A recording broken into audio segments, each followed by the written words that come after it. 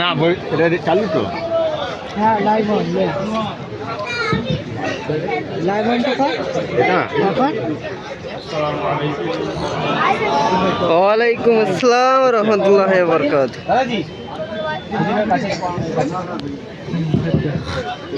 না না নিচে ले भैया वीडियो ना बहुत गाना बहुत दे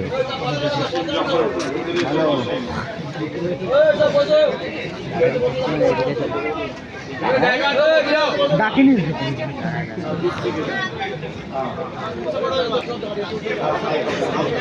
হ্যালো এদিকে চলে আসো।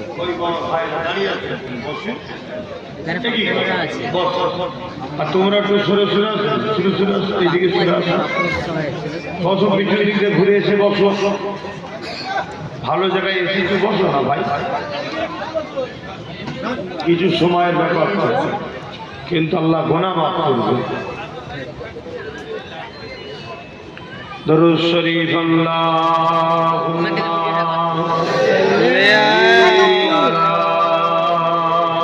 سيدنا مولانا محمد وعلى آله. أعوذ بالله من الشيطان الرجيم.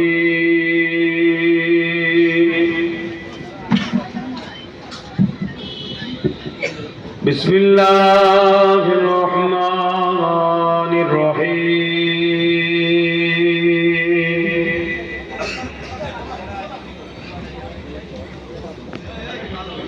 الحمد لله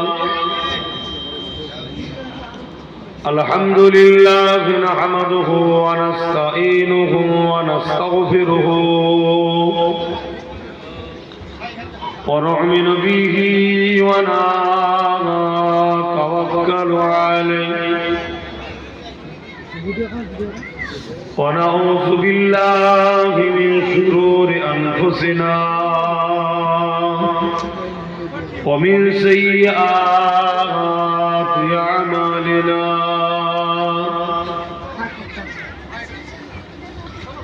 من يهده الله فلا مضل له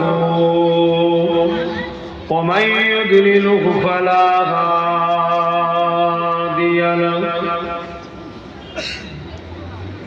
ونشهد أن لا إله إلا الله وحده لا شريك له ونشهد أن سيدنا وحبيبنا ومولانا محمدا عبده ورسوله.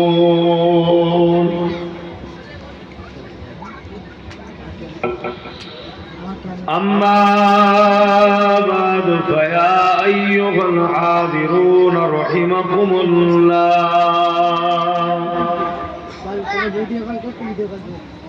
قال الله تعالى في كلام المسيح والفرقان الحميد.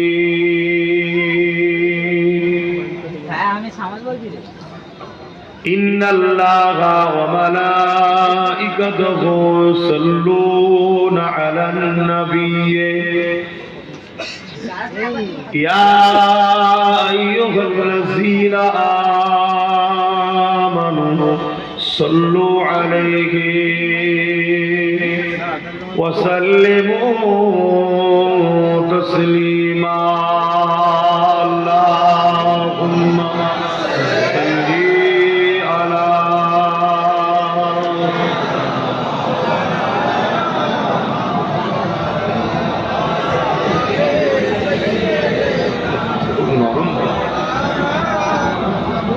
اللهم اللهم صل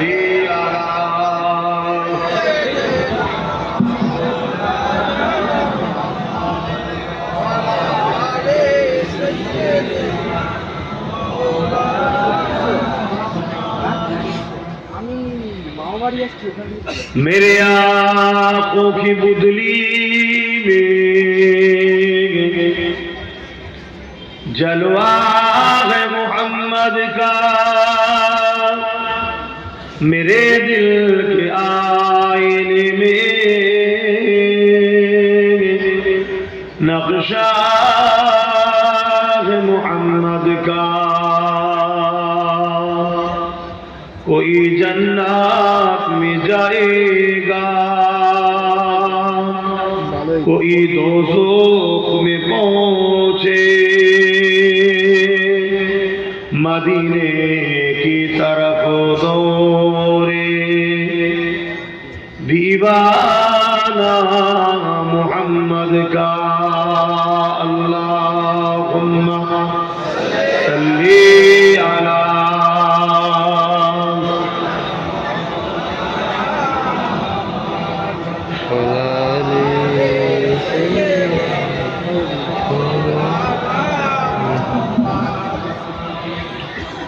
पैगंबरों का रोज़ा दिखा दे खुदाया, दरे मुद्दत से मिला दे खुदाया, शराबे मुहब्बत पिला दे खुदाया। पैगंबरों का रोज़ा दिखा दे खुदाया। अल्लाहुम्मा सल्ली अला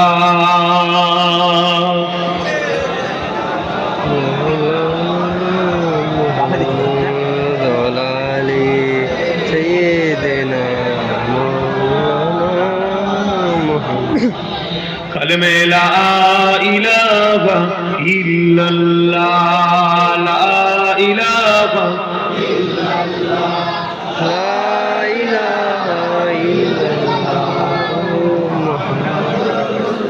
हस्बी रब्बी जल्लल्लाह, माफी कल्बी खैरुल्लाह।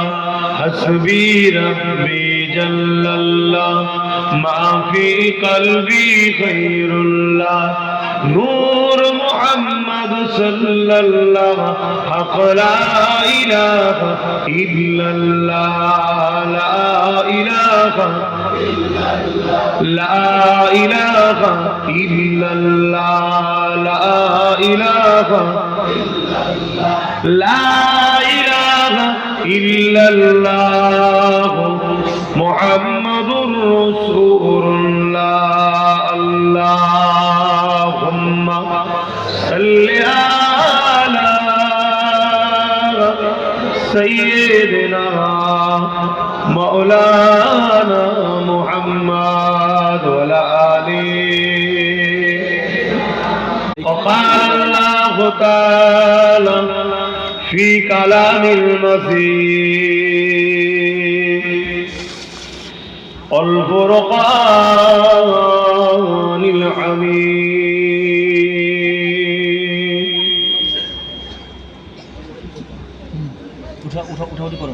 قل إن كنتم تحبون الله فاتبعوني يحببكم الله ويغفر لكم ذنوبكم والله غفور رحيم.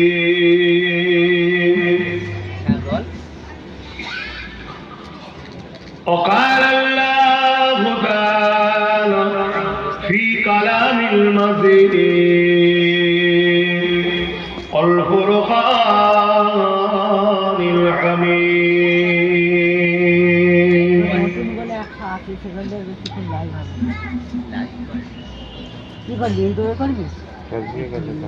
وما خلقت الجن والإنس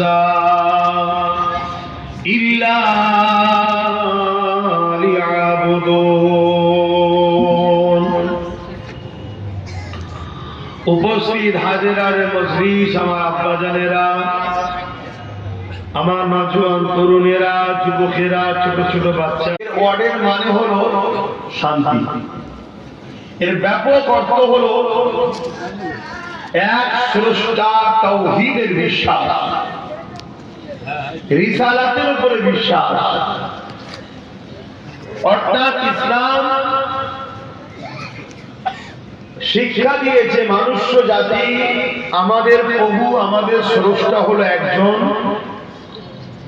কেউ গরিব হতে পারে, কেউ বড়লোক হতে পারে, মানুষ সবাই সমান। কেউ কারো উপাসনা করবে না একমাত্র মহান স্রষ্টা ছাড়া। ইসলাম সাম্যের নাম, ইসলাম সম্প্রীতির নাম, ইসলাম ভালোবাসার নাম, ইসলাম ঐক্যের নাম, একতার নাম, ভালোবাসার নাম। ইসলাম ক্ষুধার্ত মানুষকে খানা খাওয়াবার নাম। ইসলাম নাই সত্য, ইনসাফ, ইনসানিয়তের নাম। ইসলাম জুলুমকে খতম করে ন্যায়কে প্রতিষ্ঠিত করার নাম। ইসলাম রেপ মুক্ত সমাজ, নেশা মুক্ত সমাজ, সন্ত্রাস মুক্ত সমাজ যেমন গড়ে তুলতে হবে, পাশাপাশি ইবাদতের জিন্দেগি জমিনের উপরে গড়ে তুলতে হবে। এক কথাই ইসলাম জানাচ্ছে মহান স্রষ্টার পক্ষ থেকে, যুগে যুগে যে নবী রসুল এসেছে তাদেরকে অনুসরণ করো। তারা তোমাদের শিক্ষক হিসেবে এসেছে, আর আমাদের জন্য এসেছে মা আতাকুমুর রাসূল ফাখুযুহু ওয়া মা নাহাকুম আনহু ফান্তাহু। মুহাম্মদ সাল্লাল্লাহু আলাইহি ওয়াসাল্লাম যা আদেশ করছে মানো, যা নিষেধ করছে ছাড়ো, এটাই হলো ইসলাম। জোরে বলুন সুবহানাল্লাহ। কিন্তু দুঃখের বিষয়, এই দুনিয়ায় একদিকে যেমন আমরা সহজে ইসলামকে পেয়েছি, তাই আমাদের ইসলামের উপর গুরুত্ব নাই। অপরদিকে একদল মানবরূপী পশু, জালিম, অত্যাচারী, স্বৈরাচারী, সন্ত্রাস, খুনি, চরিত্রহীন, দাঙ্গাবাজ, তারা সর্বসময় চেষ্টা করছে ইসলামকে কালিমা লিপ্ত করব, ইসলামের নামে মিথ্যাচার, ইসলামকে মিটিয়ে দেব, মুসলমানদের হত্যা করো। এইরকম একটা কালচার সর্বসময় যুগে যুগে চলে আসছে। এটা আগেও ছিল, আজও আছে, আগামীতেও থাকবে।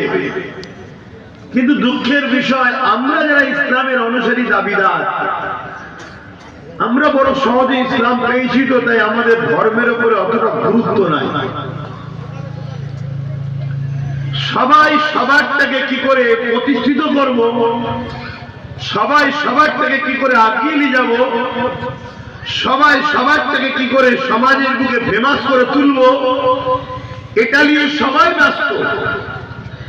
তার জন্য অনেকে অনেকের উপরে জুলুম করছে, অনেকে অনেকের নামে মিথ্যাচারও করছে। কিন্তু ইসলাম কখনো কোনো ধর্মের উপরে আঘাত দেয়নি, দিবার ইজাজত দেয়নি। কিন্তু ইসলামের নামে নানান মিথ্যাচার চলছে। আর আমরা যারা ইসলামের অনুসারী, আমরা বড় সহজে পেয়েছি বলে গুরুত্বহীন হওয়াতে এই সুযোগে একদল জালিম ইসলামের উপরে মিথ্যাচার বলার সাহস করছে, ইসলামের উপরে আঘাত দিচ্ছে। বিশেষ করে মুসলমানকে দেখলে মারতে মারতে হত্যা পর্যন্ত করে ফেলছে, যেটা পূর্ব মাদারীপুরের লোক খুব ভালো বুঝছেন। উড়িষ্যাতে তো কন্টিনিউ হচ্ছে না, কোন এক জায়গায় মাফ করবেন, দুঃখ পেলেও কিছু নাই বলার।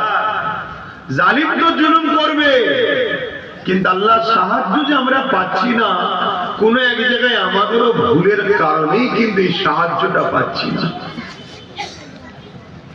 না হয় যে অমানবিক অত্যাচার হচ্ছে, এতদিন সাহায্য আসার তো কথা। এবার আমাদের ভুলটা কি, নিজের দিকে খেয়াল করে দেখুন, খেয়াল করে দেখুন। এখানে এতগুলো মানুষ বসে আছি, বাকি জানি না এই ভাইগুলো ইসলামের অনুসারী, কেউ জানি না, কিন্তু তারপরেও বীজখানে সামান্য অল্প জায়গা ফাঁকা পড়ে আছে না? আপনাদেরও উচিত ছিল একটু সাইডে সরে যে জায়গাগুলো পূরণ করে ওদেরকে সুযোগ দেওয়া। কেন ডিঙিয়ে ডিঙিয়ে ঢুকবে, ওদেরও খারাপ লাগছে। এই যে গুরুত্বহীন আমাদের, অথচ দেখুন আমার ঘরের ছেলেরা আমাদেরকে যারা মেটাতে চাইছে তাদের সঙ্গে ধর্মীয় অনুষ্ঠানে পার্টিসিপেট করার জন্য আমাদের ছেলেরা অনেক উৎসাহিত আছে না নয়? আর আমার আল্লাহ কত সুন্দর কোরআনে বলেছে সূরা বাকারায়, তোমরা আমাকে আর আমার হাবিবকে ছেড়ে দিয়ে যাদেরকে আপন মনে করবে তাদের হাতে আমি আল্লাহ মিটাবো। দেখুন তারাই আমাদেরকে মিটাচ্ছে। সেকুলার শাস্তে গিয়ে মহান স্রষ্টাকে আমরা ভুলে গেছি, কিন্তু প্রকৃত সাম্য, প্রকৃত ঐক্য, সম্প্রীতি, ভ্রাতৃত্ব, মানববন্ধন তো ইসলাম শিখিয়েছে।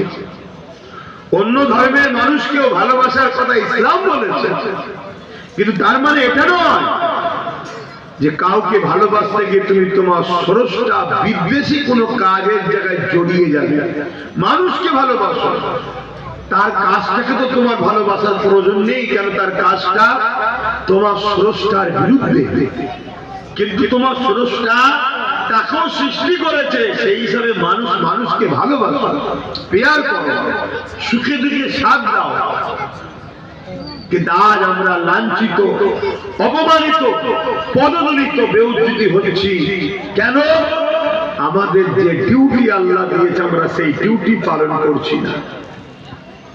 আমরা সহজে ইসলাম পেয়েছি। চারিদিকে মসজিদ, চারিদিকে মাদ্রাসা, চারিদিকে জলসা মাহফিল, চারিদিকে আলেম উলামা, মুফতি, হাফিজে কোরআন।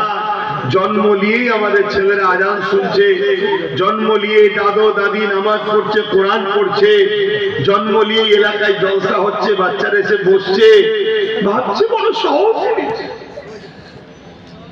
আজকে যে জুলুমটা আমাদের উপরে হচ্ছে না, চারিদিকে মসজিদ ভাঙছে না ভাঙেনে, মাদ্রাসাকে মিটাচ্ছে না মিটাইনে, মিথ্যা মিথ্যা কেসে মুসলমানদেরকে জেলে ভরছে না ভরেনে, বিভিন্ন নোংরা নোংরা স্লোগান দিয়ে মুসলমানকে হত্যা করছে না করেনে।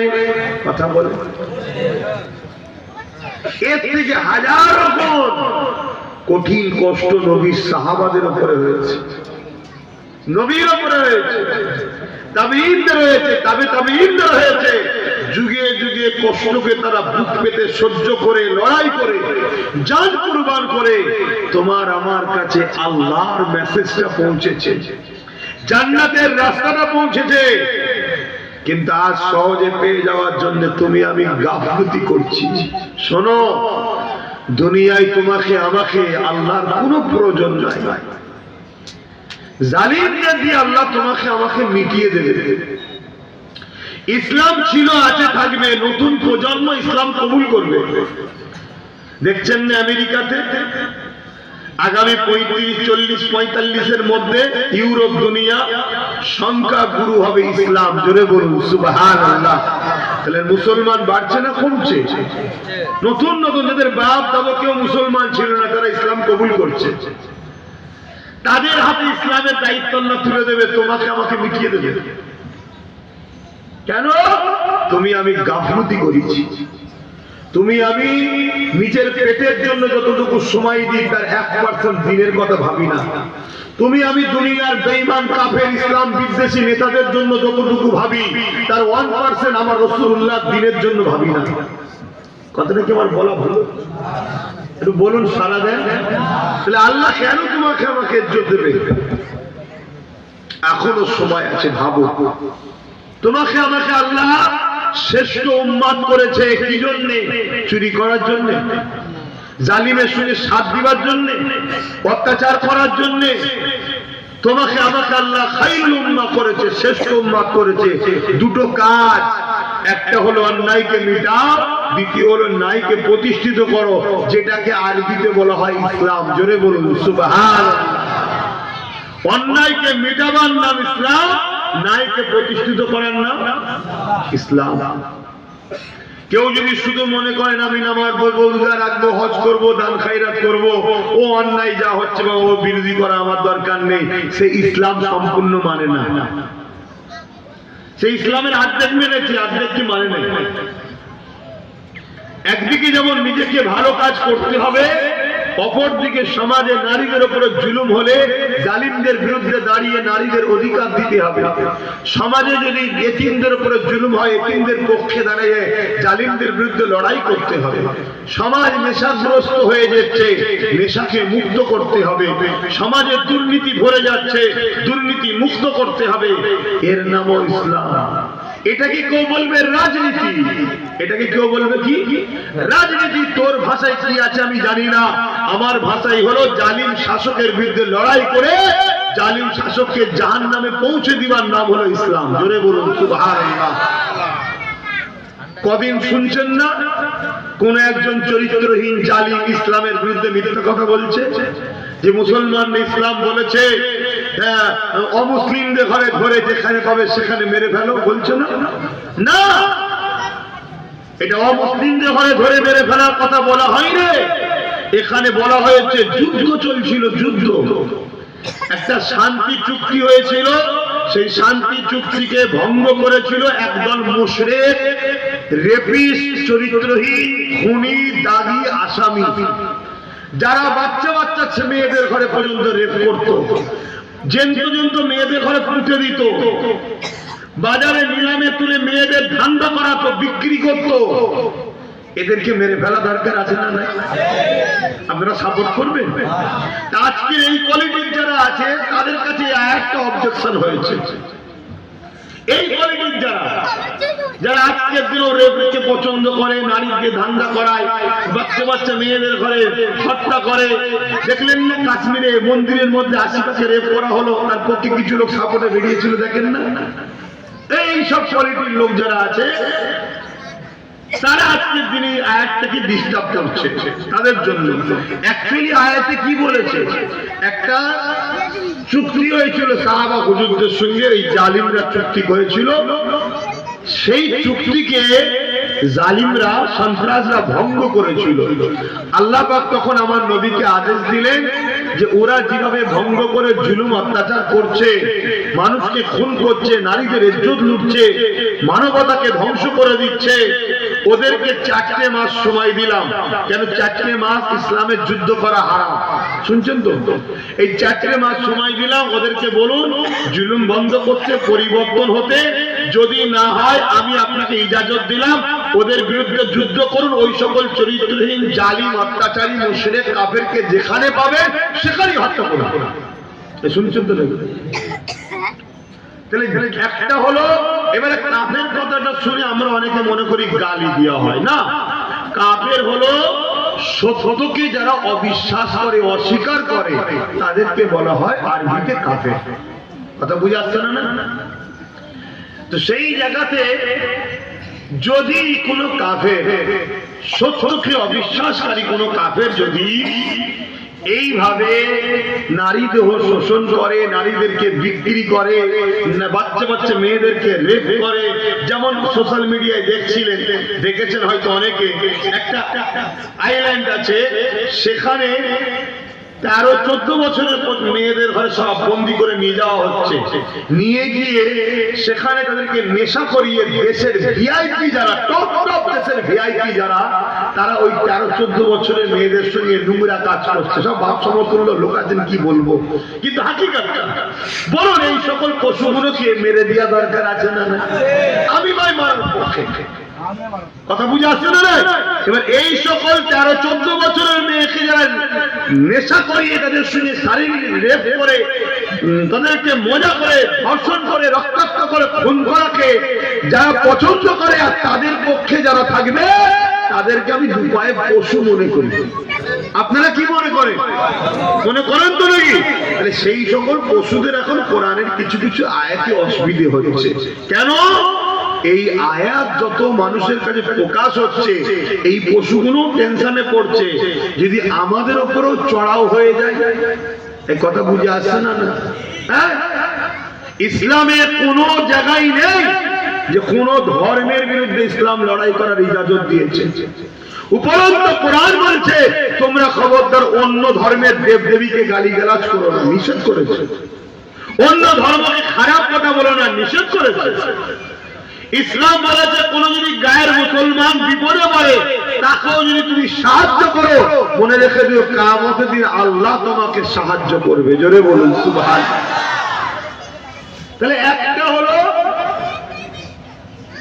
হক সত্যকে অস্বীকার করে যে জুলুম অত্যাচার করছে, সেই জালিমদের বিরুদ্ধে ইসলামের সর্বোচ্চ ফতোয়া এটা যে যারা রেপিস হয় তাদেরকে গলা পর্যন্ত পুঁতে পাথর মেরে মেরে মেরে ফেলো।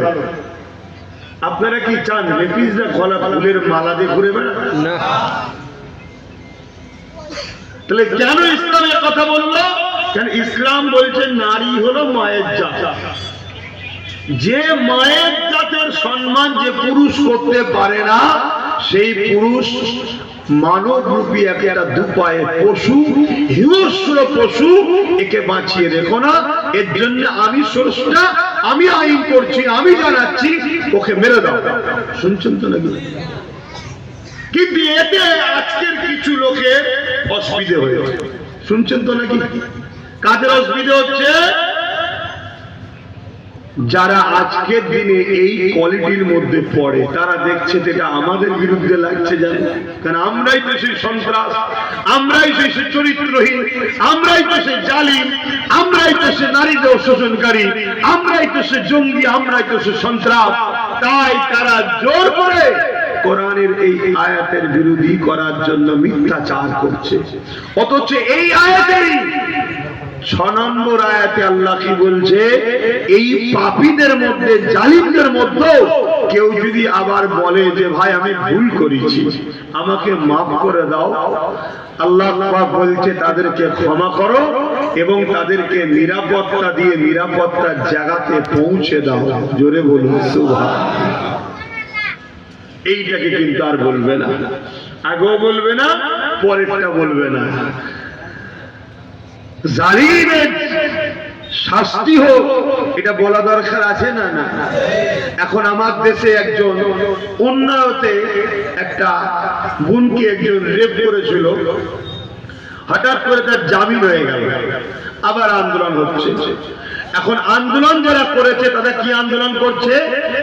যে রেপিস্টকে সাজা দাও, সাজা দাও, দেশে বাস করি, দেশের আইন অনুযায়ী শাস্তি হবে। কথা বুঝে আসছে? এখন সে যদি কোন ধর্মের সঙ্গে সম্পর্ক আছে, এখন যদি বলা হয় ওর শাস্তি চাওয়ার জন্য কেউ যদি বলে এরা অমুক ধর্মের লোকেদের বিরোধী, এটা কি মূর্খের মতো কথা? কথা বলে। আজকে ধরুন একজন কোন মুসলিম ঘরে জন্ম নেওয়া কোন ছেলে কুলাঙ্গার হয়েছে, হতে পারে না, পারে না, একটা দুটো ভুলা হতে পারে না, পারে। এখন ওই কুলাঙ্গারের বিরুদ্ধে কোন যদি অমুসলিম ভাইরা মিছিল করে বলে যে অমুককে মৃত্যুদণ্ড দাও, শাস্তি দাও, ওকে ফাঁসি দাও, তাহলে আমরা মুসলমান যদি বলি যে ও মুসলমান ইসলামের বিরুদ্ধে বলছে, এটা কি মূর্খের মতো কথা হবে না? যে শাস্তি করেছে, যে অন্যায় করেছে, তার শাস্তি হওয়া দরকার আছে না? না। আজকে কাশ্মীরে মন্দিরের মধ্যে আশিফাকে যারা রেপ করলো, 7 দিন ধরে অত্যাচার করলো, এখন তাদের শাস্তি হওয়া দরকার আছে না? না। এখন এই শাস্তির কথা যখনই বলবো, মন্দিরের মধ্যে পুরোহিত সহ তার সাথীরা রেপ করেছে, এখন পুরোহিতকেও ফাঁসি দাও, ফাঁসি দাও। এখন যদি আমার অন্য ধর্মের ভাইরা বলে যে এরা আমাদের বিরুদ্ধে বলছে, এটা কি মূর্খের মতো কথা না? যে চরিত্রহীন সে, তার কোন ধর্মীয় পরিচয়কে তুমি দেখছো কেন? তাকে তো জালিম সে। তাহলে আজকে কোরআনের বিরুদ্ধে এত বড় বড় কথা হচ্ছে, এই হওয়ার পর সেই জালিমরা কি শাস্তি পাচ্ছে? তাদেরকে কি বন্দী করা হচ্ছে? কেন হয়নি? এর জন্য দোষী কারা? আমরাই। বলুন বলুন। কেন আমরা ধর্মের দিকে আমাদের খেয়াল নেই। আমাদের জিন্দেগিটা ওই কোন রকম ইদর উদর ঘোর, কিছু একটা পাপ অপাপ খেলে আবার হই হই করি। আল্লাহ যেন আমাদেরকে এই জন্য বানিয়েছে। যুবকেরা, তরুণেরা, মন দিয়ে শোনো, দুনিয়া আমাদের জন্য চিরস্থায়ী নয়, মৃত্যু একদিন একদিন হবে। কার কবে মরণ হবে কেউ জানে না গো। আর মরণ হয়ে গেলে কার মাটি হয়ে যাবে, ওই কবরের জমিন তোমার কি হবে একবার ভাবো। প্রতিদিন কবর তোমাকে আমাকে ডাকছে, আয় তৈরি হইয়া, আমি কবর একা থাকার জায়গা, আমি কবর পোকামাকড়ের জায়গা, আমি কবর অন্ধকার জায়গা। ওই কবরের জমিনে তুমি আমি কি জবাবটা দেবো, কিভাবে থাকবো? এর জন্য তোমাকে আমাকে প্রস্তুত হওয়া দরকার। আল্লাহ কোরআনে জানিয়ে দিলে ওয়ালতানজুরু নাফসুম মা কদ্দামাত লিগাদ, প্রতিটা নফসের উচিত পরকালে বেশি বেশি করে ভাবা। এই যুবক তরুণেরা, আমার বাপেরা, মায়েরা, বোনেরা, আল্লাহ আমাকে আপনাকে ছাড় দিয়েছে, ছেড়ে কিন্তু দেয়নি। আল্লাহ তোমাকে আমাকে জমিনে পাঠিয়েছে রেপিস্টদের বিরুদ্ধে লড়াই করার জন্য, জালিমদের বিরুদ্ধে লড়াই করার জন্য, সন্ত্রাসদের বিরুদ্ধে লড়াই করার জন্য, খুনিদের বিরুদ্ধে লড়াই করার জন্য, স্বৈরাচারীদের বিরুদ্ধে লড়াই করার জন্য। আবার তোমাকে আমাকে এই জমিনের উপরে ডেলি 5 বার আল্লাহকে সিজদা করার জন্য, নামাজে আসা, আবার বছরে একটা আমার রোজা রাখা, তোমার আমার শরীরের আপডেটের জন্য। আবার তুমি আমি যদি মালদার হো, শতকরা 1 টাকা যাকাত জীবনে একবার আল্লাহ কাবায় হাজিরি দেওয়া, এই তো কোটি কত কাজ আল্লাহ দিয়েছে। এ যুবক, কে তোমাকে দুটো চোখ দিল, কে তোমাকে দুটো হাত দিল, কে তোমাকে আশরাফুল মাখলুকাত মানুষ বানালো, কে তোমাকে দুটো পা দিল? তুমি তোমার জিন্দেগির দিকে তাকাও আর নিজে থেকে ভাবো, তোমার আমার জীবনটা মানুষের জীবন হচ্ছে না আশরাফুল মাখলুকাতের জন্ম হয়ে জীব জন্তুর মতো জীবন হয়ে গেছে? ভাবো। সমাজে জীব জন্তুদের ঘরে দেখেছি যার ক্ষমতা একে অপরকে ছিঁড়িয়ে ছিঁড়িয়ে খায়, বাকি কোনো সব ঘর থেকে দেখে পালিয়ে যায় আর যায়। এরম জীবন হয়ে যায় না তোমাদের? বলো, জীব জন্তুরা খাচ্ছে, দাচ্ছে, ঘুমোচ্ছে, যেখানে খাচ্ছে সেখানেই ঘুমোচ্ছে, তাদের ইজ্জত সম্মানের কোনো ব্যাপার নেই। এর কাছে যাই লাঠি খায়, ওর কাছে যাই লাঠি খায়। আমরাও লাঠি খাচ্ছি, এখানে লাঠি, ওখানে লাঠি। এই হচ্ছে না? হয়নি? হচ্ছে। একটু ভাবো, ভয় করো আল্লাহকে। কিয়ামতটা বড় কঠিন হবে যুবক। কিয়ামতের দিনে আল্লাহ তোমাকে আমাকে উঠাবে সবাইকে।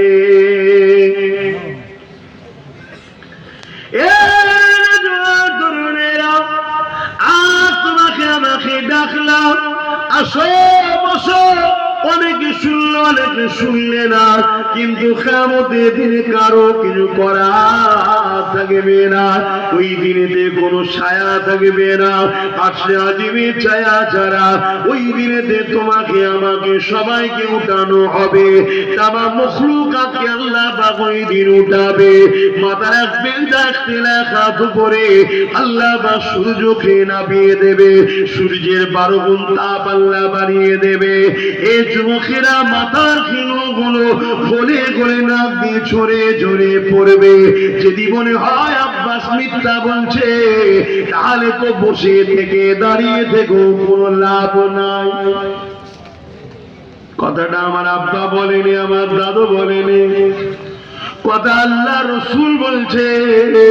কিয়ামতের দিনে এমন বাপ পাওয়া যাবে, নিজের ছেলেকে জমিনে শুইয়ে দিয়ে তার বুকের উপরে পা দিয়ে দাঁড়িয়ে যাবে। কিয়ামতের দিনে আব্বা মন দিয়ে শোনেন, এমনও ছেলে পাওয়া যাবে জনমদাতা বাপের বুকের উপরে পা দিয়ে দাঁড়িয়ে যাবে। কিয়ামতের দিনে এমনও মা পাওয়া যাবে, নিজের মেয়েকে বুকের উপর পা দিয়ে দাঁড়িয়ে যাবে। এমনও মেয়ে পাওয়া যাবে, নিজের মায়ের বুকের উপরে পা দিয়ে দাঁড়িয়ে যাবে। এক কথায় যার উপরে যার জোর চলবে, তাকে জমিনে শুইয়ে তার বুকের উপরে পা দিয়ে দাঁড়িয়ে যাবে। এই কথা শুনে সাহাবা হুজুররা বলতে লাগলে, ইয়া রাসূলুল্লাহ, হাবিবাল্লাহ, এই রকমটা কেন হবে? আল্লাহ নবী বলেছিলেন বাবা সাহাবারা, লোহা যেমন আগুনে দিলে পুড়ে পুড়ে লাল হয়ে যায়, ওই সূর্য তাপেতে জমিন খানা লাল হয়ে যাবে, ওই জমিনে মানুষ দাঁড়াতে পারবে না। এ যুবক, আল্লাহকে ভয় করবো।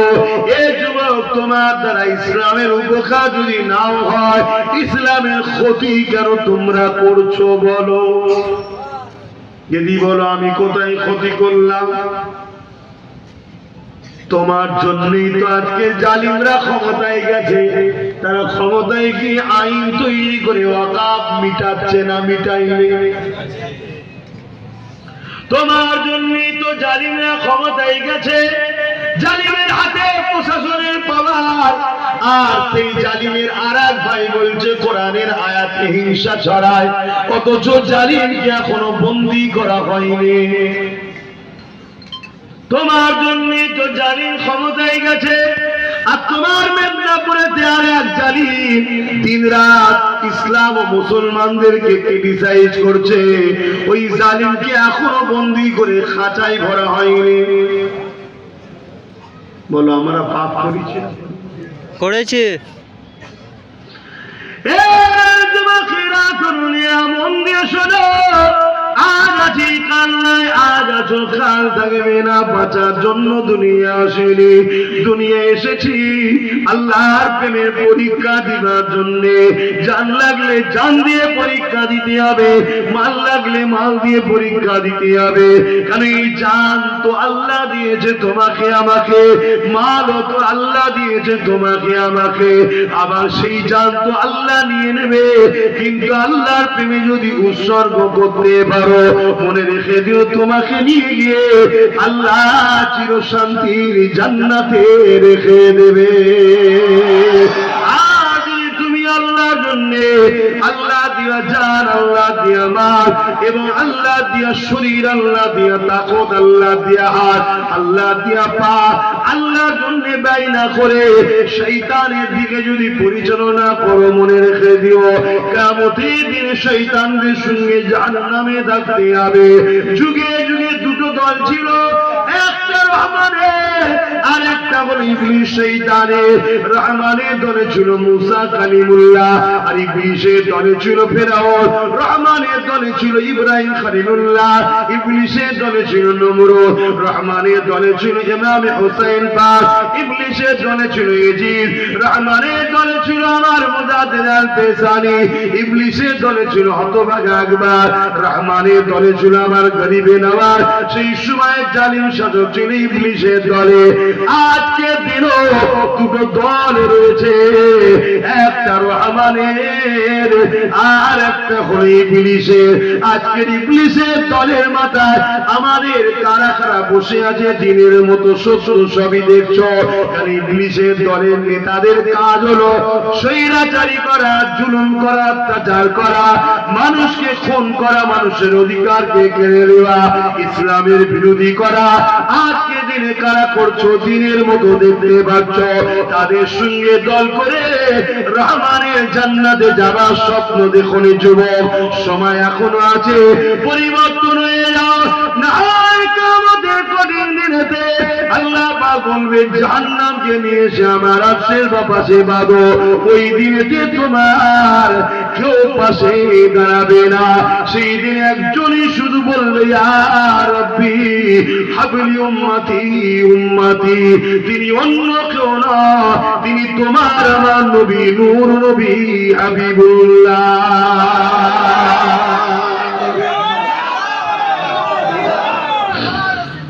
সেই নবীর জন্য কি করলাম? সেদিন যে আমাদের পাশে তিনি দাঁড়াবেন, আমরা নবীর জন্য কি করলাম? আমরা দুনিয়ায় একে অপরের জন্য যা করেছি তার যারা পরিমাণ নবীর জন্য করেছি।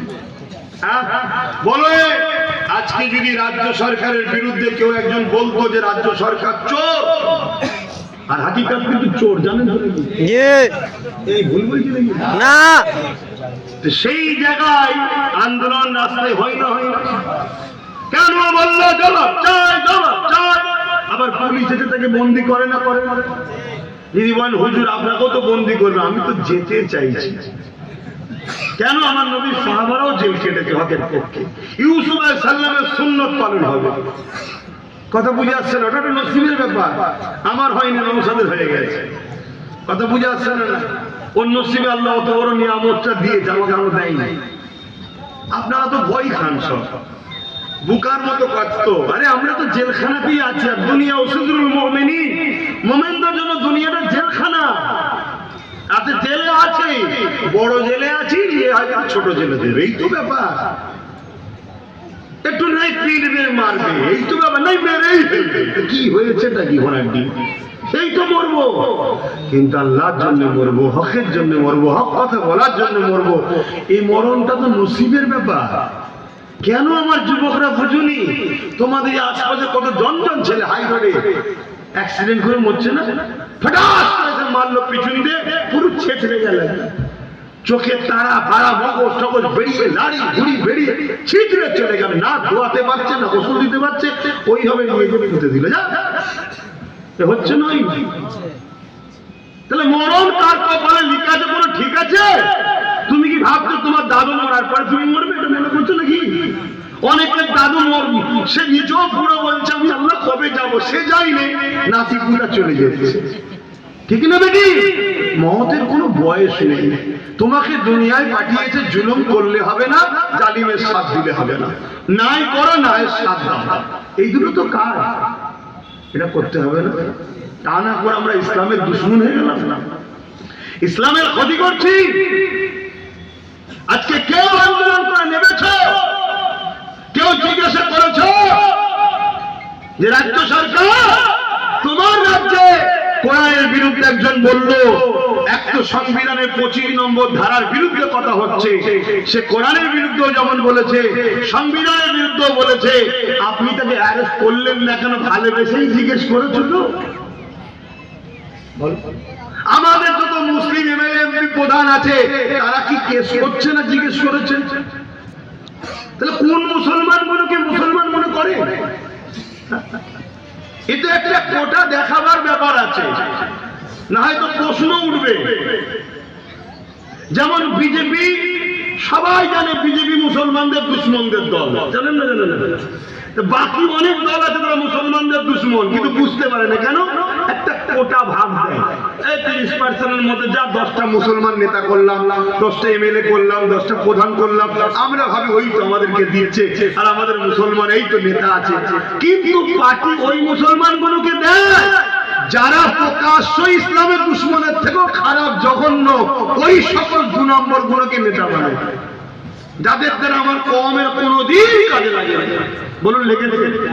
আজকে দিনে তুমি কেস করা দরকার ছিল। যতগুলো মুসলমান এমএলএ আছে, মন্ত্রী আছে, প্রধান আছে, সমিতি আছে, সদস্য আছে, কি সব বলেন না, সব যদি হাজার হাজার মুসলমানগুলো নেতাগুলো কেস করতো, তাহলে একটা উপকার হতো না? হতো না? কথা বলেন আমার কাছে সারা যায়। কেস করেছে, যে কেস করবে সে ভাবছে পরে বাড়ি টিকিট না পাই, যে কেস করবে সে ভাবছে আমার পদটা চলে যায়। শুধু কোন একটা এমএলএ বলেছিল, তার মানে মন্ত্রী পদ ছিল, কেউ একজন বলেছিল যে মুসলমানরা তো বড় গরিব, এদেরটাকে 500 জায়গায় 1000 টাকা করে দেওয়া, ওই যে ভান্ডার রে বাবা। সঙ্গে সঙ্গে সে বলছে আমি বসে আছি, আমাকে কোনো নোটিশ টোটিস কিছু নাই, হঠাৎ করে শুনলাম আমার মন্ত্রী পদ চলে গেছে। কথা বুঝতে না? আমি জানি না সেসব মুসলমানগুলো এখনো কেন সব দলে আছে, কি ইন্টারেস্ট আছে যে কিছু এমন কেস জন্ডিস ধরা ফেলবে, হয়তো জেনে গেছে যে আমি গেলেই হয়তো আমার নামে কেস হয়ে যাবে, কোনো ঘোটালায় আছে কি আমি জানি না। কিন্তু আমার বক্তব্য, তাহলে আমরা কাদের উপরে নির্ভর করে চলছি? তার কিছুদিন আগে আরেকজন বললো কি যে ইসলামে নাকি রেপ করা ভালো। কি বাবা, রেপ করা ভালো ইসলামে? বলবেন তো? এইসব যাবার সময় হয়ে গেল, মুরব্বী বাপগুলো এখন শুনছেন ইসলামে নাকি রেপ করা ভালো। এটা কি আপনাদের গালে চুনকালি মাখানো নয়? আমাদের গালে চুনকালি মাখানো নয়? আমাদের ধর্মের নামে মিথ্যাচার নয়? ইসলামে রেপ করা ভালো কি না? অথচ ইসলাম রেপিস্টদের যে শাস্তি দিয়েছে, কোন মায়ের বেটা থাকে তো বলো না এই শাস্তি কেউ দিতে পেরেছে কি? বলো। ইসলাম তো রেপিস্টদের বললাম তো গলা পর্যন্ত পুঁতে মেরে ফেলার কথা বলেছে। আর যারা বলছে তাদের দলে ভরি ভরি লোক রেপিস্ট নেতা আছে, শুনছেন না শোনেন? আর আমার রাজ্য সরকার রেপিস্টদেরকে বাঁচাবার জন্য কোটি কোটি টাকা খরচ করছে, জানেন আপনারা? ওই যে তিলোত্তমা গুণটা ইনসাফ পেয়েছে না, কেন পাইনি?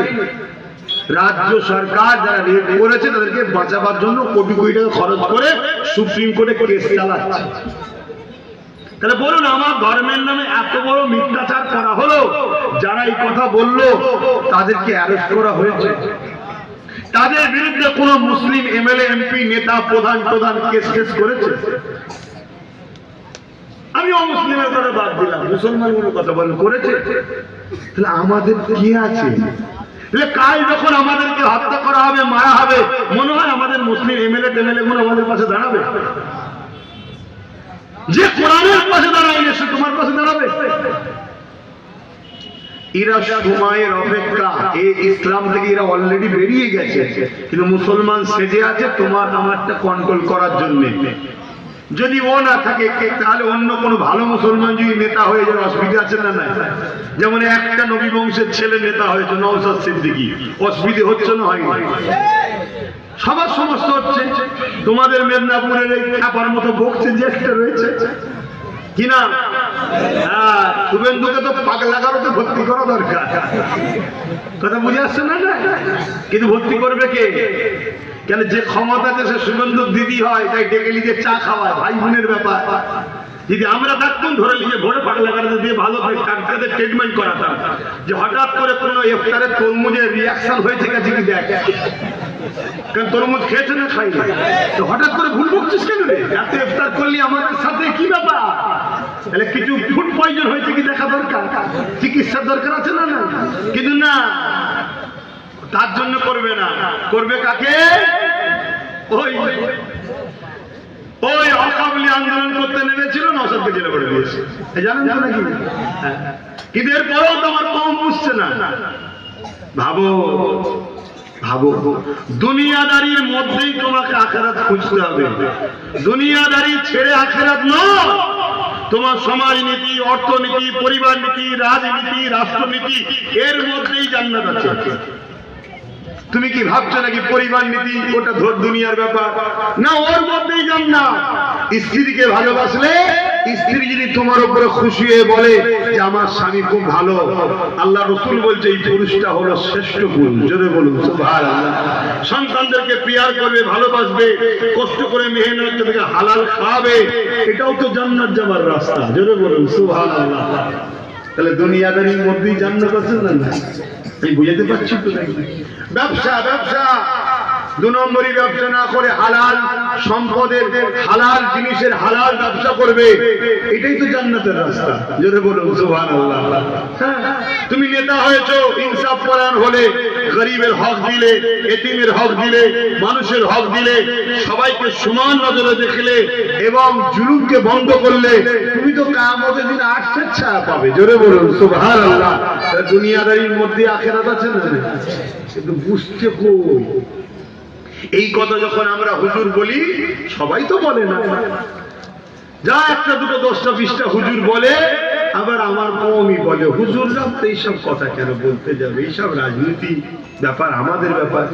আরে রাজনীতি কোন চোর, গুন্ডা, চরিত্রহীন, ধোঁকাবাজ, বাটপাতদের কাজ নয়। রাজনীতি হলো ভদ্র, সভ্য, ন্যায়, এডুকেশন পার্সন, ভালো মানুষদের কাজ। বলুন সুবহানাল্লাহ। রাজনীতি খারাপ কাজ না। রাষ্ট্র, রাষ্ট্রবাসীকে সেবা করা কত ভালো কাজ তো। কিন্তু দুঃখের বিষয়, এখন চলে গেছে দুর্নীতিবাজ, চোর, বাটপার, খুনি। এ বিষয়ে রাসূলুল্লাহর হাদিস আছে না? আল্লাহ নবী বলেছে আখেরি জামানা সব জায়গায় পদে নেতৃত্ব দেবে সমাজের বদমাইশ, চরিত্রবাজ, সমাজের বদমাইশ, লুটেরা, লম্পট, বিহায়া, শোষণকারী, এরা সমাজের মাতব্বর হয়ে যাবে, মাথায় উঠে যাবে। হচ্ছে না? হয় না? কিন্তু আমরাই তো সেই রাসূলের হাদিসের, যাদেরকে রাসূলের হাদিস নিষেধ করেছে এদের সাথে সাথ দিতে, আমরাও তো তাদের সাথ দিয়ে ফেলছি। আশীর্বাদ ইসলাম এত সহজ বিধান নয় গো। আল্লাহ নবী নবী দয়া নবী এই ইসলামের জন্য অনেক কষ্ট করেছে। আমার নবী পাকের মহব্বত হলো আমাদের জন্য ঈমান। এ নওজওয়ানেরা তরুণেরা, আল্লাহ নবী জানিয়ে দিলেন লা ইয়ামিনু আহাদুকুম হাত্তা কুনা হাব্বা ইলাইহি মিন ওয়ালিদিহি ওয়া ওয়ালাদিহি ওয়ান নাসি আজমাইন। ততক্ষণ পর্যন্ত তোমরা ঈমানদার হতে পারবে না যতক্ষণ পর্যন্ত তোমাদের ছেলে পুলে বাপ মা জমি জায়গা সন্তান স্বামী স্ত্রী একে অপরের থেকে এমনকি জানের থেকে বেশি আমি রাসূলুল্লাহ আমাকে না বেশি মহব্বত করবে ততক্ষণ পর্যন্ত তোমরা ঈমানদার হতে পারবে না। এ নওজওয়ানেরা, তোমরা তোমাদের অন্তরকে নিজে নিজে প্রশ্ন করো। তোমার মা বাপের থেকে, তোমার সন্তানের থেকে, তোমার জমি জায়গার থেকে, তোমার দুনিয়ার সব কিছু থেকে, এমনকি তোমার জানের থেকে তোমার রাসূলুল্লাহ তোমার প্রিয় না প্রিয় না? যদি বেশি প্রিয় হয় তাহলে তুমি ঈমানদার, এই জন্য তোমার জন্য জান্নাত।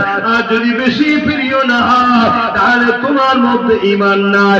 আর যার মধ্যে ঈমান নাই সে কোনো দিনের জন্য জান্নাতে যাবে না।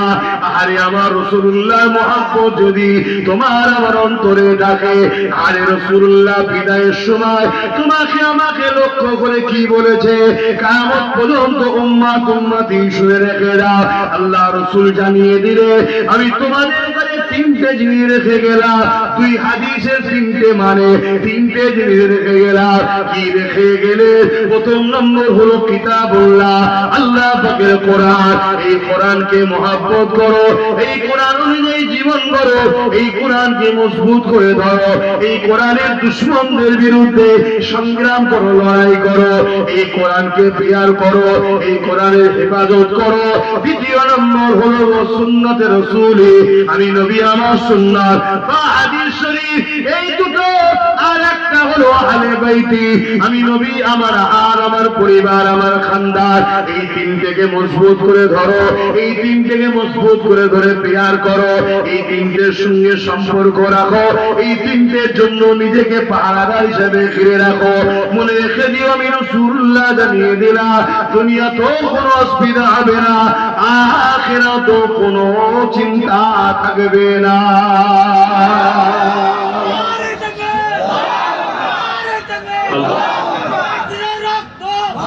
আমরা কোরআনকে কি ধরে আছি?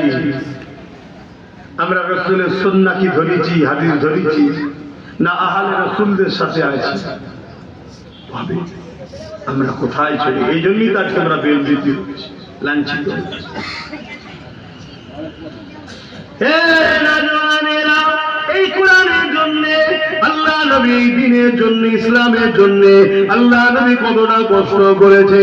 মানুষ যখন নিজের সন্তানগুলোকে জ্যান্ত কন্যাগুলোকে পুঁতে দিত, আল্লাহ নবী ওই কন্যাগুলোকে বাঁচানোর জন্য মানুষের ধরে ধরে গেছে, তাদের বাবাদের ঘরে বুঝিয়েছে, বাবারা তোমরা কন্যাগুলোকে জ্যান্ত পুঁতে দিও না।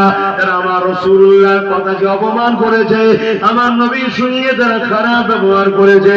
আল্লাহ নবী নবী দয়া নবী বাজারে নারীদেরকে কিনা বেচা হতো, সেইখানে গিয়ে রাসূলুল্লাহ বুঝিয়েছে, বাবারা নারীদেরকে মায়ের জাত, তাদেরকে কিনা বেচা করার জিনিস নয়, তাদেরকে সম্মান করার জিনিস, তাদেরকে আদর করা প্রিয়ার করার জিনিস। তাদের উপরে জুলুম করো না বাবারা। তারা আমার রাসূলুল্লাহর সঙ্গে দুর্ব্যবহার করেছে, খারাপ ব্যবহার করেছে। এই যুবকেরা, তরুণীরা, বাপেরা, আল্লাহ নবী দুনিয়ার মানুষকে বুঝিয়েছে তোমরা নারীদেরকে এত অবহেলা করছো। আমি রাসূলুল্লাহ জানিয়ে দিলাম, কারণ ঘরে যদি প্রথম কন্যা সন্তান হয়, এর মানে ওই নারীর বাবাকে, নারীর আব্বাকে মহান স্রষ্টা কন্যা সন্তান দিয়ে জান্নাতের পয়গম পাঠিয়ে দিয়েছে।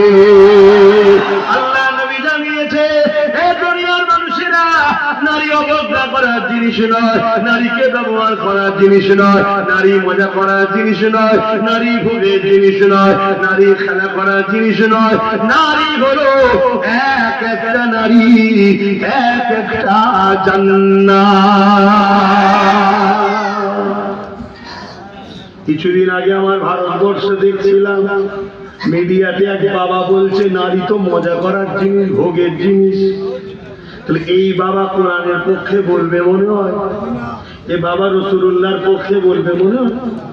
কেন রাসূলুল্লাহর সাথে এ বাবার সঙ্গে টক্কর আছে না? না না, কেন রাসূল বলছে নারী হলো মায়ের জাত, আল জান্নাতু তাহতা আকদামুল উম্মাহাত, মায়ের পায়ের তলাতেই প্রত্যেকটা পুরুষের জান্নাত নারীর পায়ের তলায়। জোরে বলুন, আরো জোরে বলুন।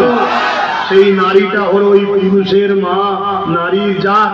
আরে বাবা বলছে মজা করার জিনিস। এই বাবার কোরআনের বিরুদ্ধে লাগবে। এরা কোরআনকে ব্যান করতে চায়, এরা কোরআন মুক্ত ভারত চায়, এরা ইসলাম মুক্ত ভারত চায়। আর তোমরা তো কি করছো? তোমরা এদের সাথেই তো তাল দিচ্ছ 500,000-এ। কথা বুঝছেন না, বোঝেন না? যে জায়গায় ডাইরেক্ট হিট করার, ডাইরেক্ট হিট করছে, যেখানে ডাইরেক্ট হিট করার নয়, ওই ঘুমটা দিয়ে মমতার মতো আসছে, যখন কাজ মিটে যাচ্ছে মুখ তুলছে, তখন দেখ চোরের সরকারিত আর এক শয়তান। আজকে মুখ তুলেছে না তোলেন? বলেছে না বলেন? কোরআন শেষ হয়ে যাবে, উন্নতি শেষ হবে না। আর এরা কোরআনের পক্ষে, এই কথা মাথায় ঢুকছে না? ঢুকছে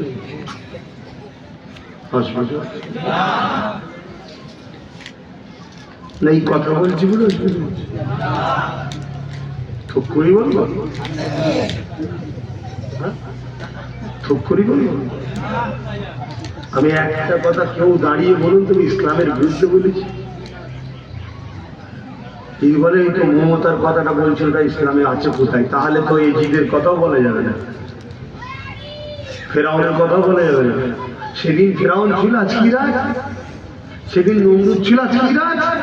সেদিন এজিদ ছিল, আজকে রাজ। এক কোয়ালিটি না আলাদা কোয়ালিটি? এই ইতিহাসটা কেন পড়ানো হয়েছে বলবেন তো? ইতিহাসটা পড়ানো হয়েছে, নতুন এরকম আসবে ধারাবাহিক ভাবে। আর কি বলে, নবীর ওয়ারিসরাও আসবে, উলামা ও রাশিদুল আম্বিয়া আসবে, না এর পক্ষে আসবে, শয়তানের পক্ষে আসবে। এই কথা বুঝছেন না, বুঝেন? এবারে এই কথাটা কোন ধর্মের বিরুদ্ধে হচ্ছে না তো? জোরে বলে, ধর্মের বিরুদ্ধে হতো তাহলে রবীন্দ্রনাথ ঠাকুরকে পছন্দ করি কেন? ধর্মের বিরুদ্ধে যদি হতো তাহলে নেতাজি সুভাষচন্দ্র বসুর কথা বলি কেন?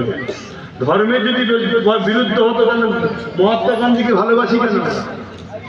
ভালো সে যে কোনো ধর্মের হলে তাকে ভালো বলতে হবে। কোন ধর্ম হিংসা শিখাই নেই, কোন ধর্ম রেপের পক্ষে নয়। কিন্তু ধর্মের সাহারা নিয়ে বাবা যদি রেপিস হয়, তাহলে বাবাকে ধরা দরকার আছে না? প্রশ্ন তো এই জায়গায়। কোন ধর্মই রেপ শিখায় নেই, যে ধর্মের সাহারা নিয়ে কোনো বলি সাহেব যদি চরিত্রহীন, তাকে ধরা দরকার আছে না? তাই আমাদের ধর্ম কিছু ইদানিং ভণ্ড বাবা বেরিয়েছে না, বেরোই না? গোপনে ঘরের মধ্যে মেয়ে গেলে গুজুর গুজুর করে, কি আর এক শয়তান আছে না? এবারে যদি ওর বিরুদ্ধে বলা হয়, আর যদি বলা এই ইসলামের বিরুদ্ধে, ও ইসলাম, ও ইসলাম না, ও ইসলামের মান্যওয়ালা দাবিদার, কিন্তু ইসলামকে কলঙ্কিত করছে। এইসব ভণ্ড ভক্ত, ভণ্ড বাবাদেরকে শেষ করে দেওয়া দরকার, ঠিক না বেঠি? গরিবের নওয়াজের মতো যারা হাক্কানি ওলি, মুজাফফর জামানের মতো, তোমার এই মেদিনীপুর টাউনে শুয়ে আছে হাজী মুস্তাফা মাদানী, তোমার হাওড়া জেলায় হাজী ইশাক সাহেব, এনারা যারা হাক্কানি ওলি রয়েছে, হিজলিতে শুয়ে রয়েছে, হাক্কানি ওলি রয়েছে, এদেরকে তো সম্মান মহব্বত আমরাও করি, ঠিক না বেটা? মানি, প্যার করি। আর অন্য ধর্মেরও তো ভালো লোক হলে তাকে ভালোবাসি, সম্মান করি। কে বলেছে ভালোকে ভালো বলতে? এখানে বেটি আপনারা কি বলছেন? ভালোকে ভালো বলতে? এই তো কিছুদিন আগে আমার দেশে দুজন বোন, একজন মুসলিম একজন অমুসলিম, পাকিস্তানকে কি বলে জবাব দিয়ে এলো। আমরা কি শুধু মুসলমান বোনটার প্রশংসা করেছি? আমরা তো বলছি অমুসলিম বোনটাকেও সম্মান করছি, ঠিক নাকি? হ্যাঁ, ভালোকে ভালো বলতে হবে। খুব মাথায় রাখবেন কথা, খুব বুঝবে। আর এখন তো এআই এর সময়, বুঝে বুঝে কথা বিশ্বাস করবে না। কথা কাটিং করে করে অনেক কিছু ষড়যন্ত্রও চলছে, সেগুলো দেখবে। কত কষ্ট করেছে আল্লাহ নবী। আল্লাহ নবী বললেন একটা একটা নারী একটা একটা জান্নাত। জোরে বলুন সুবহানাল্লাহ। আল্লাহ নবী আরো বলে, কারো ঘরে যদি দুটো কন্যা হয়, শুনছেন বাপেরা? কারো আছে কি? যদি থাকেন মেসেজটা শোনেন। আল্লাহ নবী বলছেন কারো ঘরে যদি দুটো কন্যা হয়, ওই বাবা যদি আব্বা যদি দুটো কন্যাকে বাপের মায়া মমতা বাপের স্নেহ ভালোবাসা দিয়ে ওই বাচ্চাকে লালন পালন করে বড় করে বিয়ে দিয়ে দেয়, আমি রাসূলুল্লাহ বাপকে শাফাআত করে জান্নাতে নিয়ে যাবো। জোরে বলুন সুবহানাল্লাহ। পৃথিবীতে কেউ আছে এই কথা বলেছে যে দুই কন্যা থাকলে তার বাপকে শাফাআত জান্নাতে নিয়ে যাবো বা ভালো জায়গায় নিয়ে যাবো? কেউ না। ইসলামের মোকাবিলায় কে আছে নারীদের বিষয়ে আছে? হবে না, কোনো বিষয় চাই তো। এটা খারাপ আছে। কিন্তু শুধুমাত্র আমাদের যুব সমাজের দোষে আজকে হক ধর্মকে সত্য ধর্মকে নড়ে গেলে সমস্যা হয়। চরিত্রহীন সন্ত্রাসরা গালিগালাজ করে যাচ্ছে। প্রকাশ্য কলকাতার বুকে মিটিং হচ্ছে। কিসের মিটিং? মিডিয়া প্রশ্ন করছে কিসের জন্য? বলছে আমরা ইসলাম মুক্ত ভারত চাই, ইসলাম মুক্ত বাংলা চাই। ওই পুলিশটাকে তুলেছে জোরে বলে। আর আমি তার বিরুদ্ধে বলবো, আমি হয়ে যাবো দোষী। ডাক্তার সমাজ কেন? তারা দেয় না। তারা খুব ভালোভাবে জেনে গেছে যে আব্বাসের কাছে তো পয়সা নেই। ভোটের সময় যারা আব্বাস 1,000 দিতে পারবে না, 10,000 দিতে পারবে না। আব্বাসের হাতে পুলিশের ক্ষমতা নেই। আব্বাসের দিকে তো মুসলিম গুন্ডা কোনো নেই। কেন গুন্ডা কোনো আমি ছেড়ে রেখেছি? লুটে এটা আমায় জিতা। শুনছেন তো নাকি? চাই তো। পথে আব্বাস তাহলে ওর পক্ষে যারা আছে এরা সাথ দেবে না। শুনছেন তো নাকি? আমি কিনে দেবো। কথা মাথায় ঢুকছে না, ঢুকে না? কিন্তু আমরা যদি সংগঠিত হই, ঐক্যবদ্ধ হই, চাই তো, তাই আমরা যদি একতা হই, তাহলে আমরা তরকারিতে তেজপাতা নাও। একটু বল না, সামনে এসছি তো, বল ভুল করেছি। যদি ভুল না করি তাহলে ওর সাথ দেওয়া দরকার আছে না? আছে। আমি সবাইকে জিজ্ঞেস করছি, সাথ দেওয়া দরকার আছে না? না, হাত তুলে দেখাতে হবে না, আল্লাহ সাক্ষী দিয়েছে।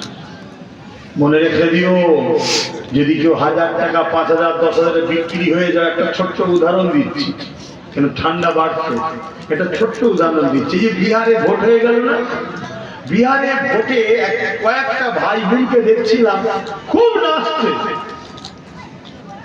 কিছুদিন পরে দেখছি আবার কাঁদছে। जिज्ञेस करते थे मीडिया की बात क्या बात है? कुछ रोज पहले आप लोग डांस कर रहे थे, बड़े बहुत बढ़िया डांस लगाते हैं, तो आज क्यों रो रहे हो? बेचारे यार 10,000 रुपया दिए थे, मीटिंग में गए, डांस भी लगाए, जाके भाजपा को वोट भी दे दिए, अभी वो लोग जीत के हमारा ही घर तोड़ रहे, बुलडोजर लगा रहे। 10,000 টাকা দিয়েছে, ভোট দিয়েছে, জিতে গিয়ে এখন ওদেরই ঘর ভেঙে যা। 10,000-এর জায়গায় 1 লাখ টাকার জায়গা ঘর বাড়ি ভেঙে দিকে যাবে। শুনছেন তো? তোমাদের তো মাথায় রাখা দরকার, আমাদের অকাম মসজিদ মাদ্রাসা কবরস্থান ঈদগাহ খানকার যারা দুশমন, তারা আমাদের কি বন্ধু হতে পারে? জোরে বলে আমাদের বন্ধু হতে পারে? তাহলে আমার মসজিদকে যে ভাঙছে, আমার কবরস্থান ঈদগাহ খানকাকে যে ভাঙছে, তারা আমাদের বন্ধু হতে পারে না। তাকে যদি আমরা বন্ধু হিসাবে মনে করে নিই, তাহলে মনে রাখবেন ওই সাপকে দুধ কলা খাইয়ে পুষার পরে যা হয় সেটা হবে। আজকে আমি জানতে চাইছি, কেন্দ্র সরকার রাজ ক্ষমতার জোরে, কোন ক্ষমতার জোরে? রাজ ক্ষমতার জোরে 2025 ওয়াকফ কালা কানুন তৈরি করে আমার কবরস্থান, আমার মসজিদ, আমার মাদ্রাসা, আমার ঈদগাহ, আমার খানকাকে মিটাবার চেষ্টা করছে না, হ্যাঁ কি না? জোরে বলো, এটা ঠিক করছে না অন্যায় করছে? রাজ্য সরকার সেই কেন্দ্র সরকারের মসজিদ মাদ্রাসা কবরস্থান ঈদগাহ কালা কানুনকে মেনে নিয়েছে না লাইনে? ঠিক করছে না অন্যায় করেছে? এবারে শুনুন রাসূলুল্লাহর একটা হাদিস, মুসলমান যদি হও সব জায়গায় পাকামু করো, ইমানের জায়গায় পাকামু করতে যেও না। পাপ থাকলে মারধর খেয়ে হলো একদিন নাজাত আছে, আর বেঈমান যে হবে সে জাহান্নামে ঢুকবে আর বেরোবে না। মুসলিম শরীফের হাদিস, আল্লাহ রাসূল বলছেন অন্যায় দেখলে হাত দিয়ে রুখে দাও। কেন্দ্র সরকারের আইনটা ন্যায় না অন্যায়? রাজ্য সরকার তাকে সাপোর্ট করেছে, একই আইন রাজ্য সরকার নাই করছে না অন্যায়? রাসূল বলছে হাত দিয়ে রুখে দাও। যদি হাত দিয়ে রুখতে না পারো, মুখ দিয়ে প্রতিবাদ করো। যদি মুখ দিয়ে প্রতিবাদ করতে না পারো, অন্তর থেকে ঘৃণা করে সরে যাও। এই তিনটে বৈশিষ্ট্য নমুনা যার আছে তার মধ্যে ঈমান আছে। অর্থাৎ মসজিদ, মাদ্রাসা, কবরস্থান, ঈদগাহ, খানকাকে কেন্দ্র ও রাজ্য সরকার মিটাতে চাইছে। তোমরা যদি এই দুই সরকারের বিরুদ্ধে হাত দিয়ে লড়তে পারো, ঈমান তোমাদের প্রথম স্তরের নমুনা। যদি হাত দিয়ে প্রতিবাদ করতে লড়তে না পারো, মুখ দিয়ে প্রতিবাদ করো, ঈমানের দেশ দ্বিতীয় স্তরের নমুনা। কেউ মুখ দিয়ে প্রতিবাদ করতে পারলো না, হাত দিয়ে করতে পারলো না, কিন্তু এই দুই সরকারকে অন্তর দিয়ে ঘৃণা করে, এদেরকে সাপোর্ট না করে, এদের থেকে দূরে সরে গিয়ে এদেরকে ডিভোর্স দিয়ে দিল। মনে রাখবেন তারও ঈমান আছে, কিন্তু ঈমানটা হলো দুর্বল ঈমানের নমুনা। কিন্তু তা না করে কোন মুসলমান যদি এদেরকে ভোট দেয়, তাদের ঈমান আছে। এই কথাটা জানানো দরকার আছে না? তাই আজকে জানিয়ে দিয়ে যাচ্ছি, চিন্তা ভাবনা করে কাজ করো, বুঝে বুঝে কাজ করো।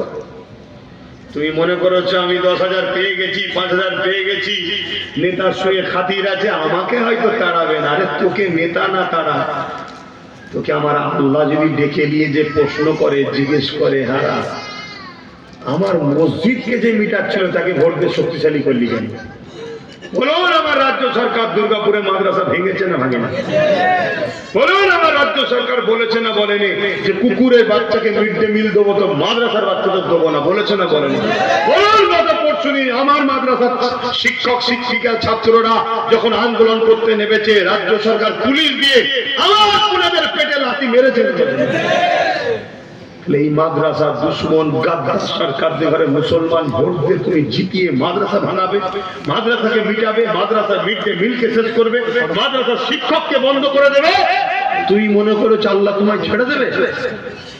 এই লড়াই তো যারা করে ঠিক করবে, যারা লড়াই করে তারা করবে। 5 জন থাকার 5 কোটি থাক। লড়াইয়ের মন মানসিকতা যাদের আছে তারা 5 জন দেখে না, 5 কোটি দেখে না। কেন? আমরা বিজয় আল্লাহর কাছে আশা রাখি, কোন মানুষের কাছে নয়। তাই লড়াই তো করবে। কিন্তু তোমরা যারা মুনাফিকি করছো, এখনো গাদ্দারি করছো, মনে রেখে দিও কিয়ামতের দিন আল্লাহ পাক যখন বলবে এ পাপীরা আলাদা হয়ে যাও, তুমি কি ভাবছো এটা দুনিয়ার কোনো বিচার হচ্ছে নাকি? হ্যাঁ, তুমি সেখানে কি করবে? তোমাকে পীরের আওলাদ হিসাবে, তোমার ভাই হিসাবে, তোমার নবীর উম্মত হিসাবে, তুমি আমার নবীর উম্মত, তাই তোমাকে আমি বুঝাতে এসেছি। নিবার হয় না, আজকের পরও মনে হয় না নিবার হয় তো যাও। কিন্তু মনে রেখে দিও, মিশকাত শরীফের হাদিস, আল্লাহ রাসূল বলছেন কেউ জালিম জানার পরও তাকে যদি কেউ শক্তিশালী করার জন্য সাপোর্ট করে, সেই ইসলাম থেকে বেরিয়ে যাবে সেই মুসলমানটা। যে মুসলমান ইসলাম থেকে বেরিয়ে যায় তার ঈমান আছে? জোরে বলেন। আমি যে বলছিলাম যে অনেক মুসলিম নেতা খেতা দেখছো মুসলমানরা ইসলাম থেকে বেরিয়ে গেছে, হাদিস দ্বারা প্রমাণ হচ্ছে। কেন? কেউ জালিম জানার পর, মন দিয়ে শুনবেন, কেউ জালিম জানার পরও তাকে যদি কেউ সাথ দেয়, সাপোর্ট করে শক্তিশালী করার জন্য, সেই মুসলমানটা ইসলাম থেকে বেরিয়ে যাবে। তাহলে ভোট দেওয়া হয় কি জন্য? হারাবার জন্য না শক্তিশালী করার জন্য? তাহলে বলুন কেন্দ্র সরকার জালিম না জালিম না?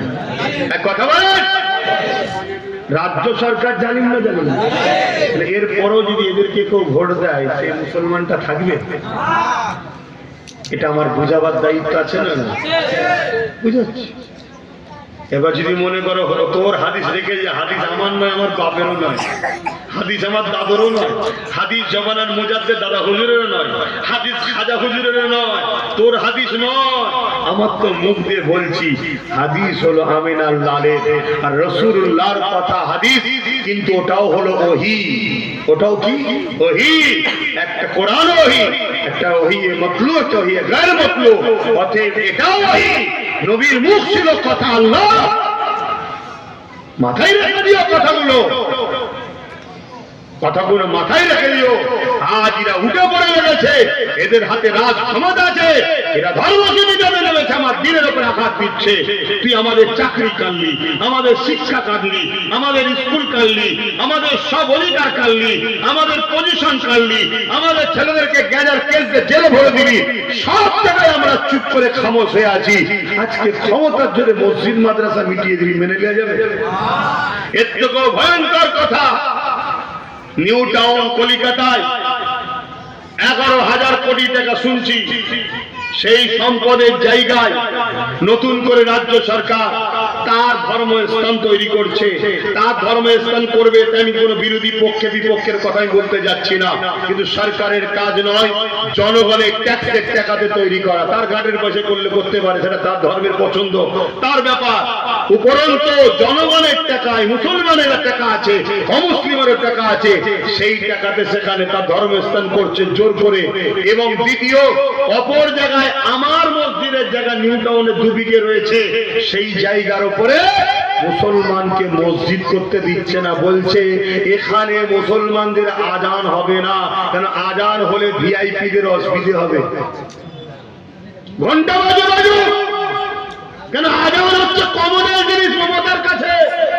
তুমি তো বুঝতে পারছো না, ঘন্টাতে মসজিদে ঢোকে তুমি ভাবছো আল্লাহর ওলি মনে হয়। ও যে কি ধান্দায় ঢুকছিল, আজকে রূপটা বুঝতে পারছো না বরনি। তাহলে এই জায়গায় দাঁড়িয়ে থেকে আমার সাথে বলো, আমাকে ভালো কারা সত্যিই বাসেন? আমার কথা কি আপনাদের অসুবিধা হচ্ছে? না। হাত তুলে সাক্ষী দেন, এই ভালোবাসা আমার যারা আছে, আমার যারা ভালোবাসা, হাত লম্বা করে তোলে। আমি জোর করছি কাউকে? ভালোবাসায় জোর হয়? তাহলে আমি কিছু বললে আপনারা শুনবেন তো? তোমরা জাহান্নামে যাও এটা চাই আমি, তোমাদের ঈমান চলে যাও চাই আমি, তোমাদের ঈমান বাঁচাবার স্বার্থে আমি শুধু একটাই কথা বলবো, আমার কথাই কারা সাক্ষী দেবে আল্লাহকে